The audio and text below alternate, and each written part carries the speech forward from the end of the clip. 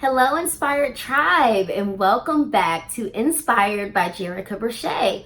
I'm Jerica Brochet, and welcome back to the Inspired channel. I'm so happy to have you, and I'm really excited about today's topic. So today we are going to be discussing the chakras. This video will basically be an introduction to the chakras and just kind of getting you used to the terminology and understanding where they come from, how they work, and why they matter. If you've been on your spiritual journey for a while now, you've probably come across this word, or if you've ever taken a yoga class, you've probably come across chakras, or even if you've studied or have showed some sort of interest in meditation, you may have come across the word chakras. So we're going to be introduced today on exactly what that is and how that works and how that affects you. So let's go. All right. I was not able to get my notes transferred onto my iPad for whatever reason this go around. So I will be using my laptop today. If you've watched any of my other videos, then you are aware that I like to make sure that I hit all of my points. And so I do type out a script for each video that I make. So when I'm reading the script, I hope that doesn't offend you, as I have done all of my research and all of my prep work, but I wrote it in a specific way and how I want to kind of get that message across. And so I try to make sure that I am able to do that as much as I can. So I will be referring to this. And let me show you, I do have all my notes here. All my chakra notes. So we'll be going down through this, and you'll have to forgive me if I'm reading it funny because of the way that I wrote it. I actually started out my research on the chakras because I wanted to put together like a little booklet or like an ebook for people, just to give them a little information, and then I would break down each of the 7 main chakras. And I don't know, that might be something that I still decide to do. I'm not sure yet, but we'll see. All right, so let's get started with the chakras. So to begin to understand the chakras, I am a firm believer that it really helps if you understand energy. And we're going to be discussing energy as well as subtle energy. But let's start with regular energy, which when you even hear the word, it sounds like inner, as in inside, energy, as in the letter G. Okay, because if we are all children of God and we all come from one source, then we all have the G within us, our inner G. All right, it's the divine part of us. So energy, let's define it. Energy is matter which can manifest in many forms, such as sound, light, heat, or motion. It is always conserved, and so the amount of energy that a substance has is the same amount of energy that it will always have. And this brings us to the law of conservation, which states that energy can neither be created nor destroyed. Okay? It can only change form. All right. Now, matter. I do want to define matter because in our energy definition, I just told you that energy is matter. So let's find out what matter is. Matter is anything that can be seen, touched, felt, or smelled. It is anything that has mass and occupies space, such as a solid, liquid, or gas. I put a side note in here that Einstein's infamous quote, the E equals mc squared, actually stands for energy equals matter times the speed of light. All right, and that explains that energy and matter are actually the same substance, only separated by their rate of vibration or by their rate of movement. And we'll go back to that because that can tap into some of the universal laws in one of my favorite books, which is The Kabbalion. And we'll get a little bit more into that later. So, science tip while we're on this subject. Atoms. Let's discuss atoms for a quick second because atoms are connected to energy. Atoms are the building blocks of matter. All matter is made up of atoms, and they contain the nucleus, which is kind of like the brain of the atom, protons, which is the positive charge, neurons, which is a neutral charge, and then electrons, which are the negative charge. And all of this is made up in the atom. I actually do have a picture in one of my favorite books that I always recommend for people that are trying to get to know the science. And science is very much a part of metaphysical science. So this book is everything you need to ace science in one big fat notebook.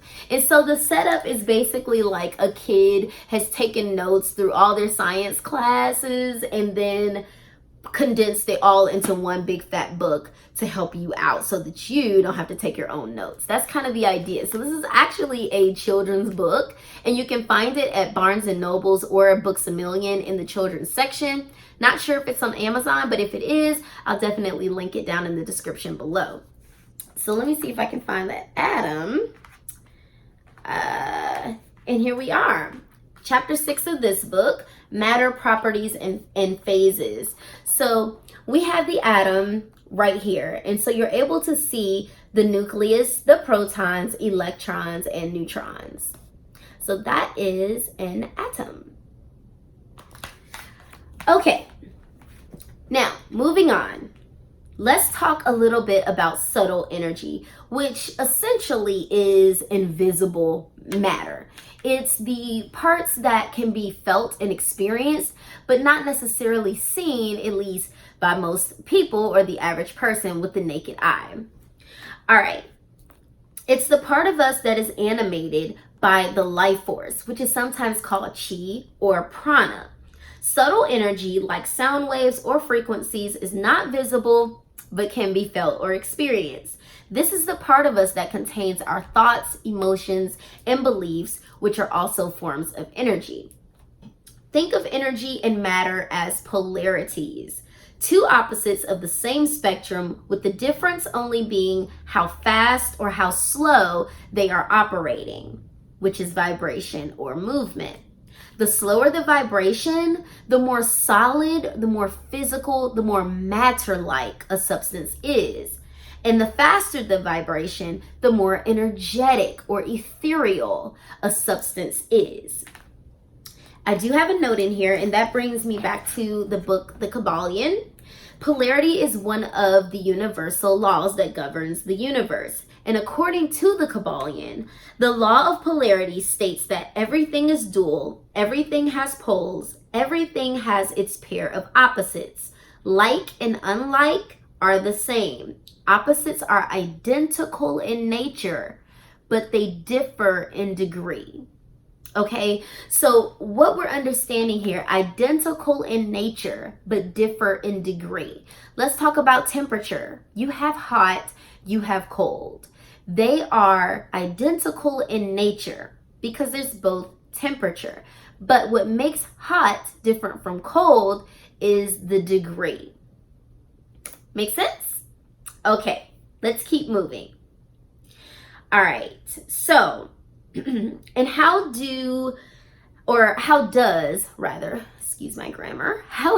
energy affect the chakras, or what do they have to do with each other? Well, the chakras are pretty much the bridge between the physical realm and the spiritual realm, okay? It's because we are spiritual in nature, but we're having an earthly experience. It's like being a part of both worlds at the same time. And so what we find is that the chakras connects the spirit to matter. Okay, so spirit and matter are poles, okay? They fall under the law of polarity as well.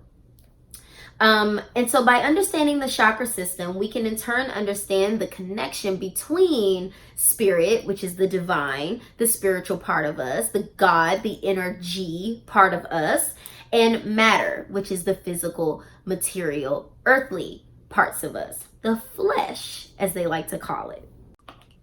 Chakra is a Sanskrit word meaning spinning wheel or disc. The philosophical model of the chakras derives from an ancient Ayurvedic practice called yoga, which a lot of people are familiar with. And yoga means to yoke. So we understand that chakra, again, yokes spirit and matter, joining them together. Chakras operate as energetic vortexes, conductors, and filters. They are constantly drawing in energy that enters the body's auric field, filtering what comes through and then circulating it throughout the body. All right, I do have a side note here that a vortex is a mass of wind or water spinning so fast that it pulls objects to its center. So if you've taken a bath and you've ever, pulled the plug and watched the water go down the drain, as it gets closer to the drain, you'll begin to see almost like a funnel. And so it's drawing in everything that's in the tub into its center, kind of like a tornado as well. Like a funnel, it's big at the top and then it gets small and skinny. And so it's spinning so fast that it's bringing everything down into its center. That essentially is what your chakras are doing, and they act as a filter system as well as conductors at the same time. So whatever is being drawn into the energetic field is going through your chakras and it's being filtered through, and whatever is kept is circulating through the rest of the body. So let's step back just for a second to the auric field. And I want to pull another one of my books. This one is The Complete Guide to Chakras, the vintage edition by Ambika Walters. And I love her book. I got this one from Books A Million, and it was about $14 or so. But I believe she does explain the auric field in here. And that was what I wanted to go to. So let's see. The aura. There we go. Okay, the aura is the energetic envelope that sheaths the body of any living thing. It acts as a bubble to enclose the energy field and protect the life force. It protects the energy, the chi, the prana, okay? It is the encasement that enables energy to circulate through living systems. The layers of atmosphere form an aura of energy that keeps oxygen in circulation. Its purpose is to ensure life so that we can breathe, and it keeps out harmful rays from the sun. When the aura is weakened by disease or distress, it is unable to hold its full capacity of energy. So this is why it's really important to keep our auras clean and to make sure that our chakras are balanced and clean as well. We don't want gook getting into our auras because it leaves you susceptible to illnesses and you can get sick quicker, or you are affected by others' energy or their attacks or spiritual attacks much easier than somebody who has a stronger auric field. So I hope you're sticking with me. I hope that makes sense to you. Okay, let's keep going. Chakras also hold memory, and because they function similar to that of a kidney by being a filtration system, on occasion the chakras can become clogged or blocked, which hinders that flow of energy. And of course, we'll explain that a little bit more through the individual videos as we go through the chakras, okay? Remember, when we determine that according to the law of polarity, energy and matter are in and of themselves polarities because they are the same in nature, but they differ in degree. And that is how, depending on the rate that something is vibrating, it can go from a solid to a liquid to a gas. All right, chakras are not exempt from the law of polarity. Woo, tongue twisted just then. All right, there are 7 major chakras that are located below and along the skeletal spine. The lower 3 chakras, and I'm going to put this over here, the lower 3 chakras are magnetic. They draw their energy up from the earth. And the upper 3 chakras are electric and draws their energy from the spiritual realm. And then you have the heart chakra, or the middle chakra, which is the bridge that connects the earthly chakras to the more spiritual chakras. And so there you have the 7 chakras, okay? So The first, or the base chakra, would be the root chakra, which is the red one. Then you have the orange one, which is the sacral chakra. The yellow, which is the solar plexus. The green, our bridge chakra, the heart chakra, is the green, or sometimes can be represented as pink. And then you have the throat chakra, which is the blue. You have the third eye chakra, which is the indigo color. And then you have the purple, usually purple. Some people may put gold or may put white, which usually represents the crown chakra. Okay, let's see, where am I here? Okay, I do have a note here about the heart chakra, that it is located, of course, in the middle. And just as the heart in our physical body pumps blood, and is an organ that gives life to the physical body, so is the same as the heart chakra to the spiritual body. Okay, the chakra system is definitely a complex system, but the information that I'm giving you guys today is just to focus on its function from a physical, emotional, and mental and spiritual aspect. And the ancients knew that. Our ancestors and the people, you know, they call this type of information new agey, those that don't understand. But once you begin studying this stuff, you understand that there's nothing new under the sun, and that these are things that the ancients and the wise sages already knew. They understood that we were both physical and spiritual in nature, okay? All things are both physical and spiritual in nature. Okay, and so with the law of, I do have the law of correspondence in here. Okay, so I do mention in my notes that the law of correspondence supports the belief of things being both physical and spiritual, and that they reflect each other. So whatever you have manifesting in your spiritual world is a reflection of what's going on inside. Basically, it's on earth as it is in heaven. And I'm sure you've heard that before. And it really reveals, the law of correspondence, really reveals the inseparable relationship between God and man. The microcosm versus the macrocosm, spirit versus matter, right? And so as we continue the videos and we journey through, you're really going to see a very colorful journey of the self, which is you. And you will learn how to connect with and how to heal your chakras. And you'll definitely find that this information is going to be very transformative and will be the renewing of your mind. So that's the basic of the information that I have for you guys today in regards to the chakras and how they work. I do want to share with you some of the books that I have here that I like to refer to. A few of them you've seen as I pointed them out throughout the video, but I'll go back through them just in case. So if you are interested in understanding the universal laws, and this is really good, guys, because it really helps you to understand the basics and the foundations of how our universe works as far as the laws, okay? For example, what really, and I'm gonna get to that example in just a second, but I do want to say something that really helped me with this book is understanding why sometimes you feel as though your prayers are more effective at sometimes and then not other times.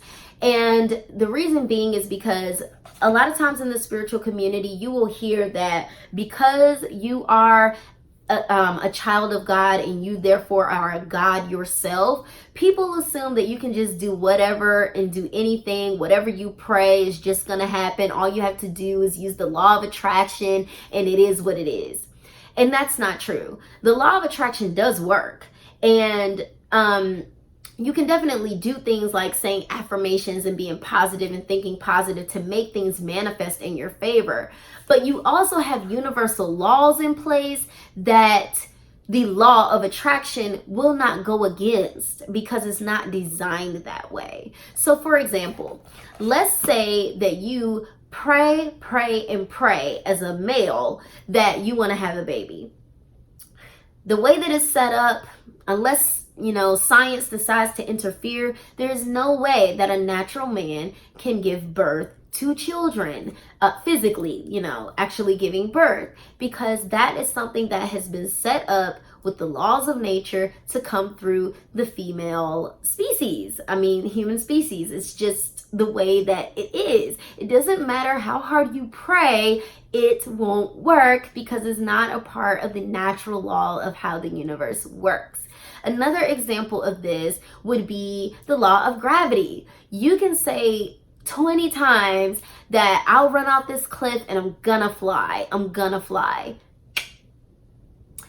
Probably not, because the law of gravity is going to kick in, and it's no respecter of persons. It is not biased in any way. It is always going to work, whether somebody is doing something good and they're operating using the law or operating within the law for good, or whether they're operating in the law for bad. It's going to work because that's what it's set to do, okay?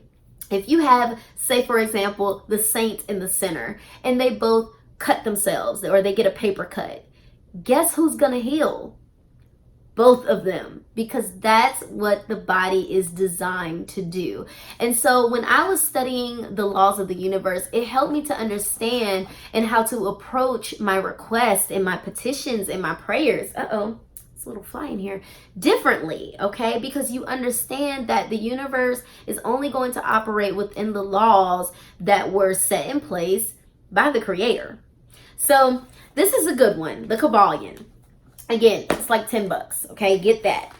Of course, I've shared with you this one. This one, guys, I literally paid $6.97 for this book. It's worth it. Get it. If you're really into science and you're a true beginner, this is going to start you from the beginning, guys. And it's color coded. It has things highlighted. It really can show you a lot. So I really recommend this book to learn like the basics of science. I already showed you the complete guide to chakras. This is the vintage edition and I love it. I love the little vintage paper and stuff that it has. It's really short, sweet, and to the point for each chakra. As you can see, it's not very long. So this is a good read as well for anybody that's a beginner to the chakras. This is the Path of Energy by Dr. Cynthia Andrews. I got this from Barnes & Nobles a while ago, and this is really good too to understand energy and how it works. So I definitely recommend this as well. This right here, y'all, is a staple, okay? This is The Anatomy of the Spirit by Caroline Myss, and it is the bomb. This really helps you to understand the spiritual parts of the chakras and understanding the whole as above, so below, and teaches you how the things that happen in your life begin to be expressed and affected through the chakras, that whole filtration system that I told you about. This is a must-have for any collection for people that are interested in metaphysical things, if you're interested in medical mediumship, or just interested in the spiritual, understanding the spiritual side of chakras. So this is a good one. And last, I have the Eastern Body, Western Mind, which goes over the psychology of the chakras. And so this is really good too. I have not actually finished this one, but so far it's definitely been very helpful. But it's a long read. As you can see, this one is a thick one, and I have not made it all the way through. I've made it through the first chakra, I believe, this is just the root chakra from her book. So yeah, I recommend this one as well. Oh. So tribe, that is it. This is the introduction that I have to chakras. I will have my citations at the end of where I did my research and where I get my information from. And I'll try to remember to put the links in the description as well if I do find links to any of these books or any other online resources that may help you to understand the chakras. So I hope that you stay tuned and you follow this little playlist and segment that I have on the chakras. Next, we'll be discussing the root chakra and understanding how that works. But yeah, please make sure that you like and you share this video if you know anybody that could benefit from it or that may really enjoy the information and the content that I've shared with you today. And please be sure to subscribe to my channel so that you can be notified for any future videos that I have come out. So I thank you so much for watching, and if you've subscribed already, thank you so much. For those that don't know, my channel is fairly new. It's only about 2 weeks old at this point because I launched it on August 8th. But I'm very dedicated to this channel, and I look forward to bringing you so much more information. So make sure that you be inspired, be the light, and namaste. Bye. See you next time. You are inspired.